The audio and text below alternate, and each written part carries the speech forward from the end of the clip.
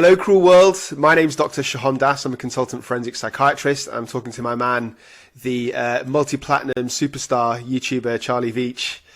We're going to be talking about quite a serious matter which has been in the news recently. And I think, Charlie, you're going to start by giving us a bit of background on the case, aren't you? And then I'll give my... Yeah, absolutely. Thank you very much, Sohom, for the very kind introduction. Today, guys, we're going to be talking about the Nashville Waffle House shootings by one perpetrator. So just to really introduce it, on April 22nd, 2018, a mass shooting occurred at a Waffle House restaurant in the Antioch neighborhood of Nashville, Tennessee, the home of country music, United States, when 29-year-old Travis Jeffrey Reinking fatally shot 4 people and injured 2 others with an AR-15 rifle. Another 2 people were injured. There was an unarmed customer, James Shaw, who wrestled the rifle away. He was captured 34 hours later, and as far as I know, he was initially found incompetent to stand trial, but then someone changed their mind somewhere, and then, in my opinion, he got what he deserved, and he was convicted for 4 counts of murder, given a life sentence without parole. Wow, that's thank you for that summary. A little bit of judgment there. So should we break it down? Is there anything specific you want to focus on first, or shall I just give you my thoughts? I think a bit of both. I want to know how soon after a mass murderer's arrest does a forensic psychiatrist come in, and who makes that decision that goes, whoa, this guy's a bit, let's call the psychiatrist. So I can speak to what happens in the UK. Generally in the UK, most people that commit any kind of very serious offence like murder will have at least a psychiatric screen. So I do dozens of these, and the majority of the time I'm not expecting there to necessarily be a mental illness, and neither's anybody, including their solicitor, but it's like a screening process because the offence is so serious. So there's the initial assessment to see, does this person need psychiatric services, yes or no? And as I say, most of the time, as you'd expect, most people who do something, any kind of violence or including murder, are not mentally ill, or they might have like a background of depression or something, but not serious, like psychotic mental illness. And then if it appears that they are mentally ill, like this guy, there's different types of assessments that are relevant at different points in the trial. So you mentioned before that he's incompetent to stand trial. He was found that initially. So that in the UK, our equivalent is fitness to plead. We call it fitness to plead, different things in different states, countries. They broadly are the same. There are very small legal technicalities that make them different, but basically what it means is, regardless of whether they're guilty or not guilty, regardless of what their mental state was like at the time, which is a separate issue, are they able to go through the trial now? So in civilized society, you can't try somebody who is not able to put in a plea of guilty, not guilty, not able to follow the court process, not able to instruct their solicitors. So those are some of the criteria. And if they are not fit to plead, then you've got 2 options. You can either try and get them better to be fit to plead, which is what happened in this case. So they go to hospital with the intention not of, long-term rehabilitation at that point, not of making their lives better, but just to get them fit to plead. One thing that you might find interesting, your viewers might find interesting, is there's definitely a much more pressure in the States to get somebody fit to plead for court. Like you'd expect that for a high profile case, but even in fairly anodyne small cases, burglary, robbery, assault, criminal damage, say if somebody smashed up a telephone box or something when they were psychotic. In the UK, what would tend to happen, especially on low level crimes, is the court system will say, look, this person's obviously unwell, let's forget about the court case, let's just get them into hospital. Whereas in the States, their whole ethos is, we want them to face justice no matter how big or small their charge or offence was. Let's get them well enough for trial, everything else can be sorted out later. So I saw, that very interesting. You said that the aim isn't a long-term fix of the guy's brain, but to get him well enough to, what's the term in Latin? Compos mentis? Something like that. Get him lucid so then he can stand trial. Yeah, and that's the first part. That's not the whole process. That's just the fitness to plead bit. Yeah. And in Jeffrey Reinking, it was just like 3 months, wasn't it, when he was initially found incompetent to then when they gave him the drugs or whatever medication to make him. So am I right in assuming that he would have been assessed maybe weekly, and then one psychiatrist, his delusions are gone now, or he's got enough of a lowering of delusion that he knows what's A or B. Is that basically it? Yeah, that's basically it. So he would be admitted to a psychiatric unit. In the UK, there'd be a specialist criminal section of the Mental Health Act. So you're acknowledging that this is a dangerous person. He doesn't have the same rights as somebody else who's detained, say, after a suicide attempt. So a big example of that would be leave. So he wouldn't get leave. Be detained in a secure hospital. And as you say, he'd be assessed on a regular basis until they thought the threshold had been met where he's become fit to plead. And as you'd imagine with mental illnesses, it's not completely black and white. It's not like, he's not fit on a Tuesday and then by Wednesday he's fit. It's a gradual process. So the doctor in charge has to decide, on balance, he's about ready now. And bear in mind, there's always a lag, a delay. So when you tell the court he's fit to plead, he's not going to be tried the next day or the next week. The court's going to have to make space. So that might be 2 or 3 months. But yeah, that's exactly right. So at some point he would have been declared fit to plead and then his trial starts. Fair enough. Just personally for myself, though, I have a concern with all this pre-trial assessment. I'm a bit more black and white, I guess. I shouldn't deal in absolutes. I'm not a crazy fundamentalist. But, for me, my own personal sanity, at times, it feels like I'm a heavy man holding on to a ledge on a very tall building. And it's very hard to keep holding on to that ledge. It'd be so much easier to go, fuck it, let go. And then, do you think someone with schizophrenia could just say, to hell with it, I'm just going to go mad and not try and hold on to my sanity? And do you think maybe in this Jeffries case, they stopped him doing that? I think the average person with schizophrenia who is in this kind of situation, so they're psychotic, they're not unwell, I don't think, from my experience of the patients that I've treated, and this is exactly the kind of thing I do professionally, I don't think they would say, fuck it, let's go. I want to remain crazy. But more commonly than that, they would not believe they've got a mental illness. So they lack insight. So the voices they hear, and this is what we talked about briefly last time I spoke to you last week, the voices they hear, they believe are real, the delusions that they feel they believe are true. So I don't think it's that they don't want to get better. It's just that they don't believe that the hospital's legitimate, the psychiatrist's legitimate, that the antipsychotics they're being forced to take are true and will get them better. In fact, they might even sometimes believe they're poisonous. But that's when the Mental Health Act lets you, if necessary, use force. So you can physically restrain patients and give them injections of antipsychotic depot medication. It's not what you want to do. It's a last resort because it's, as you can imagine, you have to physically hold somebody down, give them an injection on a regular basis. So that scenario is actually very common. In fact, I'd go further. I'd say that more patients lack insight and need restraining that come in with a serious crime than don't. So that's something we're very used to dealing with. But also, you didn't quite ask this directly, but I think you were hinting that there's a possibility that people might sort of feign their own insanity or feign their own psychosis for longer than is necessary to avoid court. And that's possible, and that does happen. But what I'd say to that is, firstly, they're indefinitely going to be kept in hospital, especially in the States, and then they have to be tried anyway. So they're only delaying the inevitable. Does that make sense? So if they had the trial today, they might have 10 years, say if it's a serious crime, they might have 10 years in prison, then they get to leave and go home. If they delayed that by pretending to be insane for 2 years, they'd still get 10 years in prison after the end of that. So it's not necessarily, it's not making their situation any better. Yeah. That's the first thing I'd say. Second thing I'd say is that psychiatrists such as myself, especially forensic psychiatrists, so just for your viewers, I know you know this, Charles, but forensic psychiatrists such as myself specialise in offenders. So we don't see your average presentation. We see people that have committed serious crimes or serious violence. So we're very used to assessing people who may or may not be fully telling the truth. So our tactics are, for example, within these units, there are nurses that observe the patients 24/7. We look at their level of functioning, and we just look at consistencies. So, are they acting psychotic and hearing voices when myself as the psychiatrist comes in and sees them? But are they fairly normal for the other 23 hours a day when they're interacting with other patients?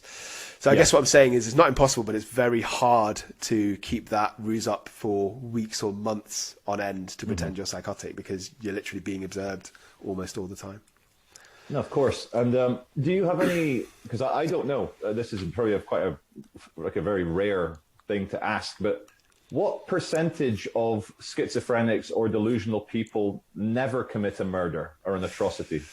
So the vast majority of people with schizophrenia do not commit violence. I think something like 10% of all murders are actually committed by people with schizophrenia. So there's a spike, and the population of people with schizophrenia is 1%. So they're 10 times That's incredible. So they're overrepresented. a whole order of magnitude overrepresented in murders. In murder, yeah, but not in general violence, oddly. So it's important, I think, for our viewers to kind of separate this. So the vast majority of schizophrenics and delusional people never commit a murder. Yeah. But of the murders that we have, 10% of them are committed by schizophrenics and delusional people. That's exactly right. Yeah. Yeah, and that kind of reflects that reflects the fact that murder is actually very rare and doesn't happen that often. And in fact, the other thing I'd say is that with schizophrenia, there's far more people who hurt themselves than hurt other people. So suicide is a huge issue with schizophrenia. Something like 15 to 20% of people with chronic schizophrenia actually kill themselves. That's how they die. So that's a far bigger. I know it's not something that's necessarily, as salubrious and talked about in the headlines, but it's a far bigger problem. And also them being victims of crime themselves, because they tend to be quite vulnerable. I'm talking about people with severe, chronic schizophrenia, not occasional psychosis, people who are in or out of hospital. They struggle to get jobs. They struggle to hold down employment, to get education. So they struggle to make money meaningfully. They sort of drift towards the criminal underworld, often taken advantage of. So, they're often victims, which I think gets lost sometimes in the media. Do you ever worry that your profession sometimes maybe is a great slap in the face to all the schizophrenics that are all the mentally ill people who never hurt a child or kill anyone or punch anyone in the face? And then suddenly we've got people like yourself, professional doctors, who will say, well, he's got the same condition you've got, John Smith, but John Taylor, he couldn't help it. I know you can. I know you sit there every day peaceful and happy, and you love your kids and don't murder them, but then we'll let him off because he did kill his kids. It just seems a bit weird. So obviously I'm going to be biased in my answer. That goes, that's probably assumed. Good. I would say no. And the reason I'd say no is because to admit somebody to a psychiatric unit, any psychiatric unit, has quite a high threshold. So they have to fulfill the specific criteria of the Mental Health Act to be sectioned. And within that small group of people, the ones that get to the secure units, and I was talking about before, they have the criminal section of the Mental Health Act, the threshold is even higher. So it is a very, very small proportion. And by definition, those that end up in our secure units are dangerous. They wouldn't be referred to our units, and they certainly wouldn't be accepted to our units if they weren't dangerous, if they hadn't committed serious violence, usually assaults, sometimes sexual assaults, sometimes things like arson. But what I think was interesting about your question is, in my view, I think it's actually the media that does more damage than the profession of forensic psychiatry or psychiatrists in general. I think it's the media that groups together people with schizophrenia, because you hear all these stories of, psycho killer, psychotic man does this and this, like the story we're talking about today. You don't hear any stories. I've never read a story in a magazine or a newspaper that tells you the success stories. I say success loosely because I suppose a success story, with the greatest respect, with somebody with severe schizophrenia is that they get to live kind of a normal, functional life and have family support and have a job that they hold down and live a functional life. So I suppose that isn't news because that's what most people do. So that's not something that would attract attention in the media. So I guess what I'm saying is, if something goes wrong, there's all this spotlight put on the people with schizophrenia or severe mental illness. When things go right, it's a non-story, so nobody really cares. Yeah.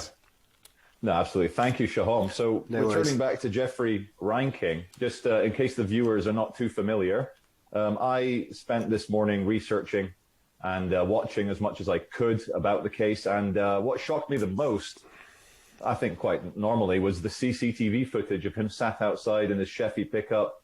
A bunch of this was at 3:20 in the morning. It was busy in the Waffle House. Shows the 24-hour culture of the Waffle House. So he was sat outside, and two guys walked in, and they were looking at this guy sat there acting weird in his pickup. And I'm watching the footage, and he's not moving very much. So he must have been heaving or wild-eyed, because they paused at the door and said, that guy's a bit weird. But then they thought nothing of it. 3 a.m. Everyone's a bit weird at 3 a.m. They went in, and the reason why I believe this guy got exactly what he deserves is the footage is horrible. He machine guns about 6 customers from outside. The spray of glass as the high-powered bullets spray glass everywhere. You see about 4 or 5 people fall over after being shot with these rifle bullets. And then he just walks in, starts executing people, shooting people. And luckily, James Shaw Jr., just a worker, he's rejected every label of hero. He says he was doing it out of self-preservation and wise words. He says, look, because I was defending myself, I defended everyone else. And he grabbed the gun and saved everyone's lives. But it's just, I think, we, as I said on our last chat, I think, understand maybe too much and condemn too little. And we could understand this guy. You could go back to his dad's life, his granddad's life. You see the trauma. It's important for my viewers to know James Reinking wasn't the first time he got in trouble with the law. In 2017, a year before the murders, he was arrested by the Secret Service at the White House trying to have a conversation with the president. Classic mentally ill, delusional thing, thinking he could just walk into the White House. So they took his gun license away. And get this, here's where it gets interesting. Reinking Sr., the dad, promised the police, look, give him the guns back. I'll never let my son have the guns. A few months later, he gave his son, who has schizophrenia, all the rifles back after he's getting arrested by the Secret Service. Yeah. Does his dad have a mental illness? Right, so there's quite a lot of things you said there, and I'd like to unpick some of them, please, Charlie. The first thing I'd say is that I genuinely think this is a case of somebody who is extremely mentally unwell. So you said yourself, and I want to preface this by saying I've done a bit of research, but for time constraints, I've not gone into anywhere near as much depth as you have. But I did know about that incident. So as you say, 2017, he was accosted on the White House, genuinely believing, like, it wasn't like, an aggressive, sneaky guy trying to sort of sneak in and fool people. He legitimately thought that the president wanted to hear what he had to say, which is, barn door psychosis, grandiose delusions. I also read that he had some other bizarre ideas, such as genuinely believing that Taylor Swift was trying to hack into his phone a year earlier. So the point I'm trying to make is to me, this is somebody who's clearly got schizophrenia, unlike other people that I sometimes see who are defendants in criminal trials who are trying to, retrospectively pretend that they were mentally unwell. He's got a long history of very typical symptoms of this disorder. You mentioned that he got what he deserves. I really don't know how I feel about that.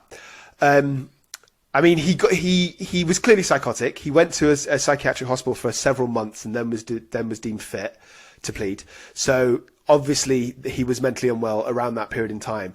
I think what it boils down to is exactly his intentions and his thought process of when he fired the gun and what he thought he was doing and what he wanted to do. So it's exact that tiny bit that's the most significant part of the whole case.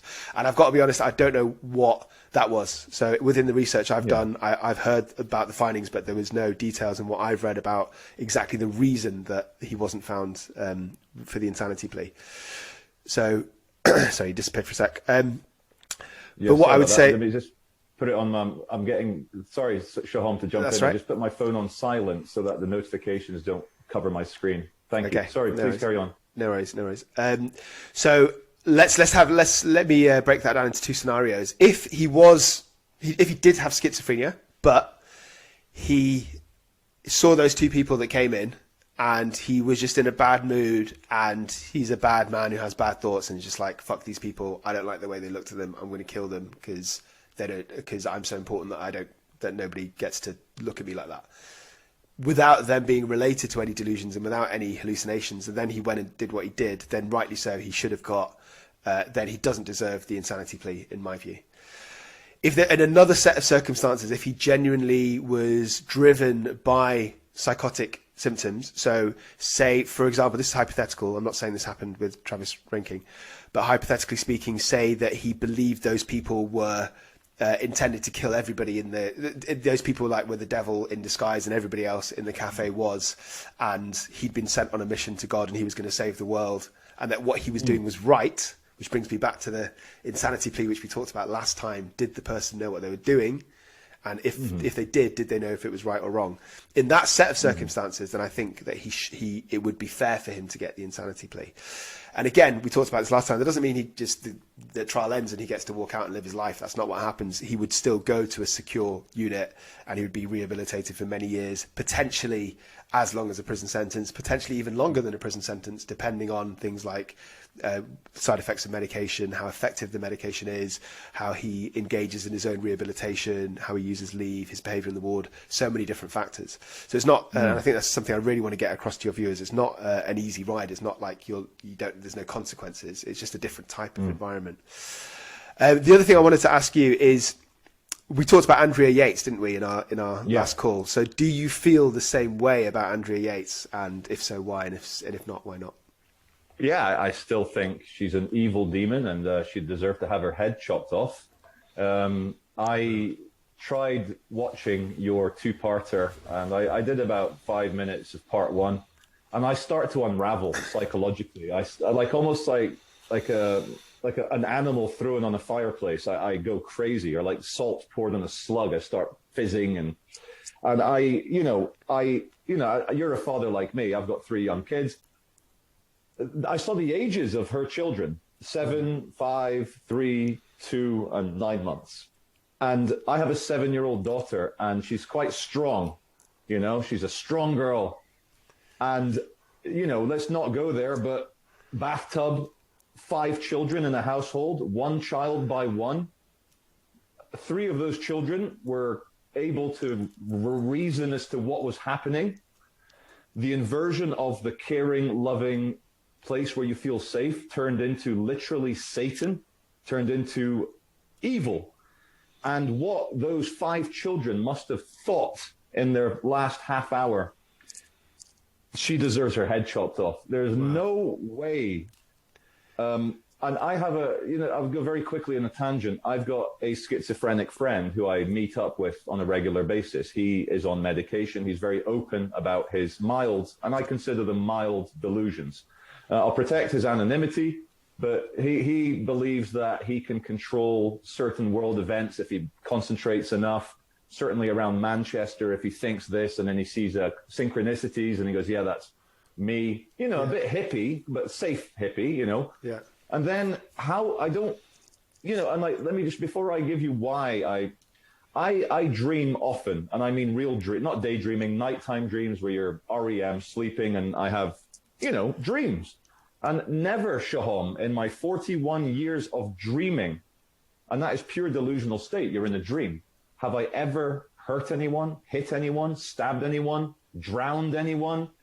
Never not even in my darkest nightmares have I ever hurt my children in a dream, in a delusional dream. I've been out drinking, partying, had weird fevered dreams, hallucinogenic fevered dreams, never hurt anyone. And so I'm sorry, any parent that drowns their children one by one, as soon as the verdict comes down, the hammer guilty, she should get dragged outside by a bunch of, death squad people in front of a baying crowd, throwing rocks at her. She should be hanged in front of the whole city. Hanged. Because those kids deserve justice. And for people to say, well, she was ill. What about all the ill dads and mums that don't drown 5 of their kids in a bathtub? Look, I'm being a bit irrational here.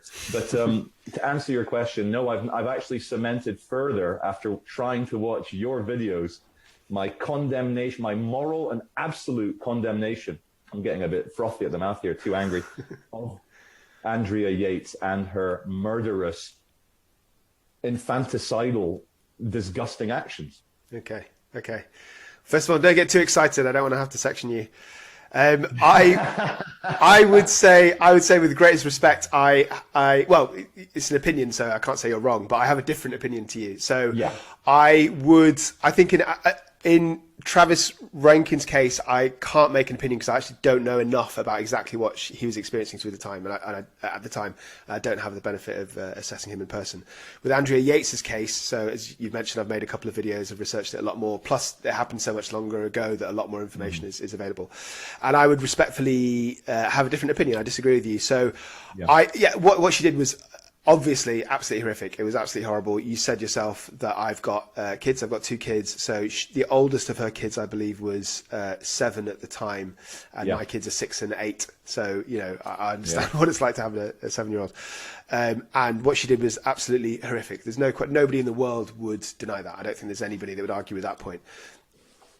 And I don't mean to sound callous, but for me, it's not about justice for her children. It's about her mental state at the time. So I genuinely believe that she thought that, she was psychotic at the time, and she thought that she had to do it because she was getting instructions from the devil. I don't think she took any pleasure. I don't think it was malicious, like killing, where she felt some sort of really perverted kind of joy or pleasure from killing them or for the violence. I don't think she did it because she wanted to experience violence. I think she did it for reasons that you might struggle to understand. And I suppose I struggle with them to a degree, maybe less so because I've spoken to so many people that have gone through these experiences. But I think she genuinely thought that she had to do it. She got instructions from the devil, and she believed if she didn't listen to the devil, that she would die, the kids would die, and they would all go to hell for eternity. And she believed the only way to stop her kids going to hell was to end their lives. And I'm not saying that you should sympathise with that way of thinking, but I'm just saying that me personally, professionally, and also in my personal opinion, I do sympathise with her because I don't think she knew what she was doing was wrong, which is the ultimate test for insanity. And Trust again, me, she did know. She did. Sorry, she did know. She did know. It's impossible to murder 5 of your children in a bathtub without maybe 20 minutes in going, "Oh my God, am I doing something quite bad?" I don't know. I disagree with you. I've never assessed Andrea Yates, but I've assessed people who have done things maybe not quite as dramatic as killing 5 people, but certainly that have killed 1 or 2 people. And I genuinely have been inside their delusional world. And I believe that they believe their thoughts. Also, the other thing about Andrea Yates is, and again, we talked about this last time, it was consistent. It wasn't that she'd never had a mental illness, then killed her 5 kids, then claimed to have a mental illness. She was in and out of hospital her entire life. She'd had done some very, very bizarre things. I believe, from memory, she threw a table at her mother on one occasion. She had hurt herself on several occasions when she was psychotic. The point I'm trying to make is it's not that.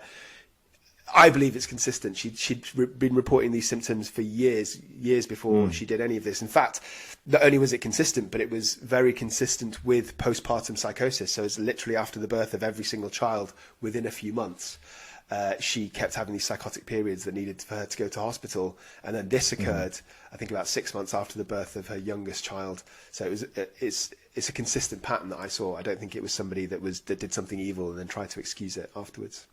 No, look, you made a good point. I don't think Andrea took a perverse pleasure or enjoyment or any kind of orgasmic, psychotic thrill from murdering her 5 babies.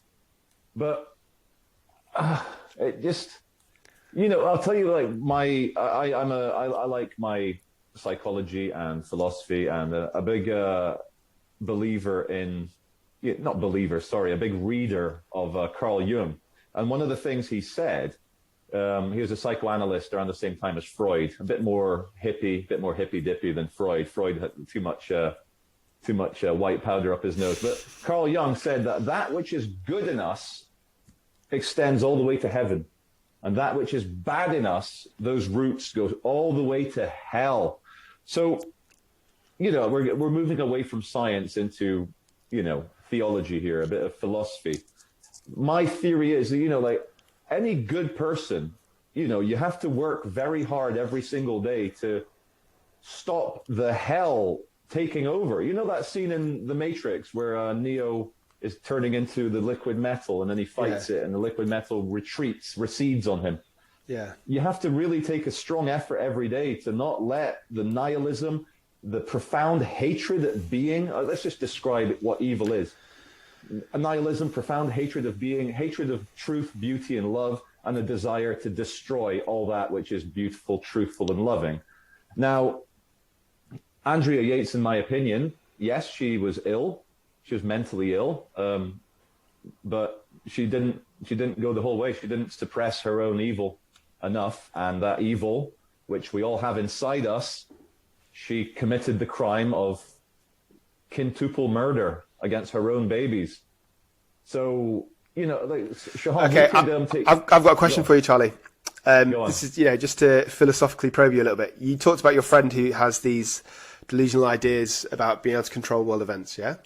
Now, say hypothetically speaking, I'm not trying to diss your friend here, supposing that one of his he wasn't with you at the time, but one of his beliefs was that that something really bad was something really bad was happening in the world, say like the coronavirus, and because of his delusional beliefs, he believed that he had to punch a random man in the street, and it was a particular man because he had this idea, he heard these voices that this man somehow was constructing the coronavirus, and if he did this, then the coronavirus would stop, and he went and did it. Do you think that he should be charged under the full force of the law for assault, or do you think that there should be some sort of reasoning and excuse given because of his mental processes at the time? That's a great question. I think he should be charged fully to the full extent of the law for common assault, for punching the man. His beliefs about world events and being able to control or at least influence world events and things around him with his mind, I'm very familiar with that kind of hippy-dippy, we're all one, collective consciousness, everything's quantum theory, double slit electron, quantum entanglement, that Einstein at the turn of the last century found out that particles will spin even though they're at a distance. So it is a bit nuts, but I can understand it. But that's the area of abstract philosophizing. That's his delusional state. But as soon as he punches a man in the face, I'm sorry, man. Like, how can punching a man in the face help the world events? How is that you sitting there like Rodin the thinker in Paris going, I'm going to change, I'm going to dismantle the nukes in China or what? It's different, and it's very different. I'll tell you, I wanted to say this at the start, but I think I understand a little bit about the hallucinatory state of delusional thinking. I was walking along not too far from here, walking along, and then I saw in front of me a beautiful male sparrow. Anything about birds, the male sparrows have got a very contrasting light and brown. And I was looking at this male sparrow, and it's called a captain sparrow, hence Captain Jack Sparrow. So I was looking at this captain sparrow on the fence, and as I got closer to it, it was just a rusty nail next to a bit of wood. But it was exactly a male sparrow, and I was enjoying it as a male sparrow until its true form was revealed to me. So we all live in the dreamlike world of our brains trying to make sense of things we're not sure about. But, All right. I have to say I'm a bit surprised by your answer, because I thought I would trap you into kind of thinking, at least to a degree, of my way of thinking. I've got another question for you. So last time we spoke, you told me of an incident where you had this intense paranoia randomly in a bar when you were with some Turkish people. Did I get that right? Germans. That's right. Sorry, Germans. And you genuinely thought you heard one of them say, we're going to get him afterwards or something like that. Now, hypothetically speaking, say you had schizophrenia and you were in that exact same situation, and you were convinced, you were 100% convinced that you heard somebody say, I'm going to stab him now, and you saw them ruffle around in their pocket for what you can only assume they were about to grab a knife, and you punched that man because he was in your way just to get the hell out of there. And then afterwards you were told, you're arrested by the police, and you were told that didn't happen, and there's CCTV footage that shows that was an auditory hallucination. Do you still think you should be punished for assault in that situation? Well, that's a very complicated one, because even a reasonable person, a member of the jury or a magistrate, could look at that scene.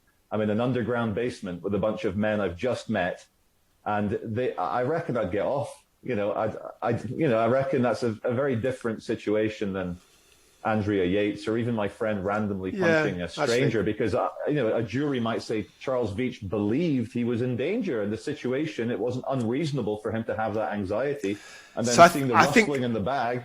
The crux of our disagreement, I think, then, is that we both agree that in some circumstances, if your state of mind makes you feel a certain way, that you feel compelled to do something, then that is because of mental illness, then that reduces your criminal culpability. We both agree with that. What we disagree is I think that can apply in exceptional circumstances to murdering your kids if somebody like Andrea Yates generally believes that she has to do that. She feels compelled to do it. Whereas I think you think that there's a limit.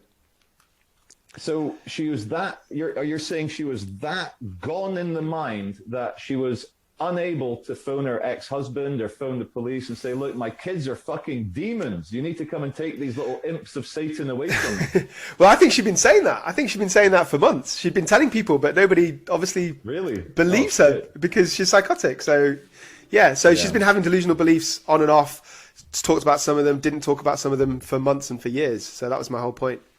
Do you think it's possible? We'll come back to Jeffrey Reinking. What was his first name? Travis. Travis, we'll yeah. back to Travis in a second. But with Andrea Yates, like, despite everything we know and what's gone on, I can't, it's a failure of the people around her as well. And there's just where the Jungian heaven and hell, and we are half God, half demon, to go really theological. I know you don't have these funny ideas like I do. But do you think maybe, here's my theory, everyone around her wasn't taking her delusions seriously. They were insulting her, whatever, Andrea, go back and look after go breastfeed that baby. Fuck off. And then her inner demon, her hell side, well, no one's taking me seriously. I'll show you guys what I can do. I would say my response to that would be absolutely. So I talked about this in my 2 videos. So again, if you don't mind me shamelessly plugging my channel, I've got a YouTube channel, a Psych for Sore Mind. So I do exactly this kind of thing. I analyze high profile cases and I do my own psychoanalysis. Also look at like wider aspects, like things about what causes criminality. Also look at psychiatric diagnoses, such as I've got a video out recently about why autism is being overdiagnosed. That's my quick plug. But within that, I've done 2 videos on Andrea Yates just because the case is so fascinating to me. And within the second one, I believe, of those 2, I talk about exactly what you asked about, which is the external factors, and I 100% agree with that. So, to be specific, one of her psychiatrists, so as I said, every time she had a child, she had postpartum psychosis, went into a state of severe psychosis for a few weeks or a few months. Most of those times she needed to go into hospital. I think it was 1 or 2 times where she didn't. And one of those times, I believe it was her 3rd child, she was kicked out of hospital early because the insurance company wouldn't cover her medical bills. So she'd improved a little bit. She had some medication, but she was clearly still psychotic and still experiencing these delusions and hallucinations. And they kicked her out because they refused to pay for it. And she didn't do anything extreme. She didn't go on to kill her kids at that point, but she easily could have. She was in a similar state of mind as she was in 2001 where she did what she did. So I think the blood is on their hands to a degree. Similarly, a psychiatrist, no less, told her a few weeks before the killings that she was fine and she just had to like try and ignore all these delusions. And I think he said something like, he recommended some homeopathic. No, I got that wrong. No. That was a joke that I made in my video. He just sort of he said that you got to trust in God and try and ignore the devil or something like that. I made a joke about how that's just as helpful as homeopathy. But yeah, so absolutely, I think a lot of people around her have to share the blame because she was clearly really unwell. She clearly needed help, and she was helped a little bit at some points, but she wasn't helped consistently. And I believe, this is all coming back to me now, that same psychiatrist also stopped her medication prematurely. Now, there's no way on earth I would ever stop the medication of somebody that was actively psychotic, especially when they become psychotic after having kids and they're looking after young kids. It's just very, very callous to me. No, of course. And I hope the living relatives of the 5 deceased babies get advice to do private prosecutions against the negligence of the people who let you can see almost in hindsight the dominoes falling that led to 5 kids being drowned in a bath, can't you? And they all need to pay. I don't believe anyone, psychologically we never get away with anything because the guilt and the shit. And that's, I've taken that line from Dr. Jordan Peterson, a clinical psychologist from Canada. But if people feel, if they are that callous in their minds that, hospital staff, the doctor, anyone assessing her, if they feel, glad it wasn't, no one's going to come, they need to have private prosecutions against them, because 5 dead kids even thinking about it makes this world a very dark place, and some light can be that, people get what they deserve. I know I keep saying this line, and I'm sorry, I've been watching The Joker recently. I suppose I do agree with you. If somebody's clinically negligent, then absolutely whatever job they do, whether a psychiatrist like me, forensic psychiatrist, absolutely, you've got a duty to look after the public as well as your patients. But I suppose what I would say to that also is you have to appreciate that it's actually quite hard to predict the future, and you don't know who's going to do what. So for Andrea Yates, for example, even though I said that I think the psychiatry care that she was given before was of a poor standard, and I stand by that, I think that's absolutely true. She shouldn't have been discharged early. She shouldn't have been taken off medications early. That's all true. But at the same time, unless she said directly, I've got this thought of killing my kids, I'm going to kill my kids, it's really hard to know that something that extreme is going to happen because it's so rare that sometimes it's unpredictable. And I guess what I'm saying is the patient group I work with can be extremely unpredictable.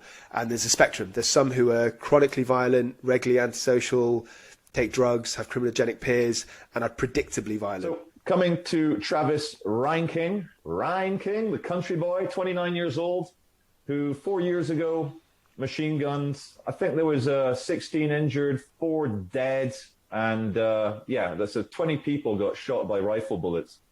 And why do you think he got told he was fit to stand trial because he showed a dramatic improvement in his mental health before trial, or did they just want to get him? I think in the UK, it would have definitely been the former. In the UK, there's a lot more power on the psychiatrist, and there's this ethos to rehabilitate and treat unless the crime is extremely severe, and then there's a push to try them. In the States, they definitely, as I was saying before, the kind of the ethos is to patch them up as soon as possible and get them to be tried at the earliest possible time. So I think it would probably be a little bit of both, but probably a little bit more of the latter, a bit more of a pressure to get some justice. Yeah, it's funny. Like that, the American stance reminds me of a story my dad told me, and I think his granddad told him. There was like the British colonialists in Tanzania were going to hang a local man for some crime, rape or murder. And during the hanging, there was an elephant stampede through the area where they were at. And a lot of people were injured, including the convicted man who was mortally wounded. And the story goes, the British people there said, quick, Johnny, hang him before he dies. Quick, get him up there and hang him before he dies. There's that desire to make sure people don't escape. And I can see the Americans are very severe with their law and order. They probably wanted to make sure, But do you know is there any evidence of society maybe being destabilized by people not getting a criminal conviction for big atrocities? Like, do we have any data on that? Not that I know off the top of my head. No. I think that usually it's the other way around. Usually people are over prosecuted, so it's much more common and this actually happened in Andrea Yates's case, for people to have got a conviction of murder or of whatever serious crime it is, and then retrospectively they retrialed because of appeal, and then got the not guilty by reason of insanity plea. That happens. I know some cases where that's happened, but it doesn't usually happen the other way around. It doesn't usually happen where somebody is found to be insane, let off, and then later on retrospectively it found out that it's discovered that they weren't insane. Can I just ask you directly, Sohom, are you satisfied with the conclusion of the Reinking Waffle House murders situation? I'm sorry, but I can't really give you a proper answer for that because because I don't know the details. If I saw a psychiatric report, then I could definitely give you a very confident answer. Because all I know is what happened. I don't know why the decision was made. So I just have to trust in the justice system. I just have to trust that he shouldn't have got a finding of not guilty by reason of insanity. And I kind of potentially naively, because it's what I do for a living, but I trust the system. So as long as it was considered and evidence was heard, I will back up the decision of the judge. If it was clear that he was really unwell and they didn't even let him be examined by a psychiatrist, which has happened in the past, I think it happened with the Yorkshire Ripper, then I would say, I don't think it can be trusted until he's had a proper, thorough assessment. Fair enough. And, I wanted to actually raise this earlier. I'm glad that has come back to my mind. When we have, unfortunately, far too regularly in England and in Great Britain, an issue where a dog, a family pet, ends up mauling and killing a toddler. You always read in the paper, the dog was taken away and destroyed.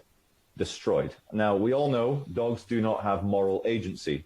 Dogs do not have sentience in the way that humans have sentience. Dogs do not have agency. I'll leave it at that. Yet we don't have any issue with taking a dog away and shooting it in the back of the head. That's the end of the problem.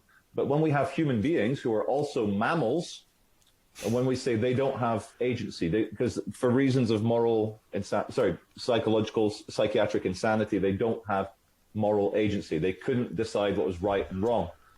Yet we never take those people away and even put them in a jail cell. But you see what I'm saying? I know people are not dogs. It's a bad analogy, but we are mammals. And what is a mammal without agency? It's kind of like a biological machine. And let's say a biological machine kills 5 kids. You don't need to even answer that. But if you maybe like to have a go at answering my crazy talk. Well, I want to distance myself from comparing humans to dogs, but I also, the other thing I'd say is that when you're taking somebody away that's got a lack of moral agency because of mental illness, as I mentioned before, if they get a finding of something like not guilty by reason of insanity, you're not just putting them back out on the streets to be in the same situation. You're trying your best to rehabilitate them, and that's part of my job as well. So I guess the point I'm trying to make is that you're trying to give them back, using the tools that we have as a society. We psychiatrists are trying to give them back their agency. We're trying to make them safe, and we will not discharge them until we believe that they're ready and safe to be discharged into society. So we're not shooting them, but we're also not just ignoring them either. We're trying to take away the problem. And I think as a civilized society, we've got the authority, and we've got the, we've got a moral obligation to do that as well. Mm. That's very beautifully put, Sohom. I want to end on a very positive note. I do a lot of work filming in city centres, and in the last 5 years, with the economic conditions, COVID, I see the unraveling of infrastructure, of help for homeless people, for people who are traumatized. And in my opinion, from empirical data from the field that I've seen, experienced, I'd say the vast majority of people we would consider homeless have mental health issues. Just yesterday, I was filming a crazy guy with 2 glass bottles, completely delusional, going nuts, talking about the Security Intelligence Service. And when I see these people, I condemn their actions as individuals, but my softer side, I see the failure of their mum, their dad, their family, their brother, their sister, the local council, everyone around them, especially their family, especially their biological relatives, could have done more, could have helped them a bit more. And so for all my viewers, look out for each other, look out for your family. Never let any of your family members fall off too much. We all have enough leeway either way. You can go a bit nuts here and there, but when you see someone is really struggling, and I have a friend from Edinburgh whose brother committed suicide at the age of 23, and the guilt my friend has, because he went to visit him at the University of Leeds, and he went and he saw how dirty his room was, how messy the kitchen, food and shit, like a hoarder, and he didn't. And he said, okay, yeah, see you in 3 months when you come back up to Edinburgh. That guilt he feels that he didn't grab him or move in with him, and then he threw himself off the top of the library at university. I've got another friend here in Manchester who's a big, strong security guard. He is like a Persian warrior, big beard. If you look up masculinity in the dictionary, you'll see his face. And I've always liked him, but recently he shared with me the suffering and grief he's been through personally of losing people to death very close to him, and how he tries to deal with that. And I really want to be there for him as his friend and to understand him. So I just want to say to all my viewers and to all of us, never let the people around you fall off, because look at Andrea Yates, look at asshole dad of Reinking, giving him back his rifles. He might not be in a life without parole situation had his dad not given him his rifles. We need to look out for each other a bit more than we are now, I think. Hear, hear. Well said, Charlie. I have nothing to add to that. I think you said it very poetically. Thank you, Sohom. Well, listen, this has been this has been a fantastic, really in-depth conversation. I think we did equally Travis and Andrea. So I'll title it accordingly. But to all the viewers, thank you so much for sitting through this exact hour. And hopefully I'll get Sohom back on the Charlie Veitch channel in the not too distant future, because I love talking about these sort of things. I think they're essential, they're important. And as we found in the last hour, we have unraveled a very important moral message from the things we have discussed today. So thank you, Sohom. I've really enjoyed this.